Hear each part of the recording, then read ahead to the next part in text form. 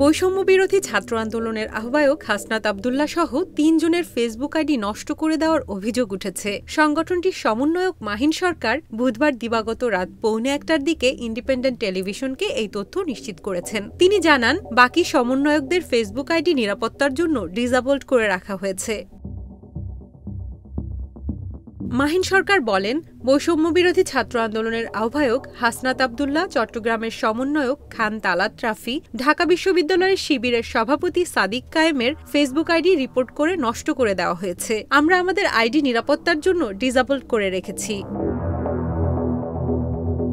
তবে কে বা কারা রিপোর্ট করেছে সে সম্পর্কে কিছু জানাতে পারেননি মাহিন সরকার। তথ্য ও যোগাযোগ প্রযুক্তি উপদেষ্টা নাহিদ ইসলাম এবং স্থানীয় সরকার, পল্লী উন্নয়ন ও সমবায় উপদেষ্টা আসিফ মাহমুদের ফেসবুক আইডি সচল রয়েছে জানিয়ে মাহিন সরকার বলেন, জাতীয় নাগরিক কমিটির মুখ্য সংগঠক সার্জিস আলম সহ আমরা আমাদের আইডির নিরাপত্তার স্বার্থে তা ডিসেবল করে রেখেছি।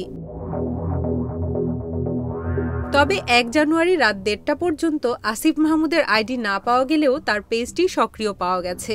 এর আগে বুধবার সন্ধ্যার পর থেকে বৈষম্য বিরোধী ছাত্র আন্দোলনের শীর্ষ সমন্বয়কদের ফেসবুক আইডি ও পেজগুলো খুঁজে পাওয়া যাচ্ছিল না।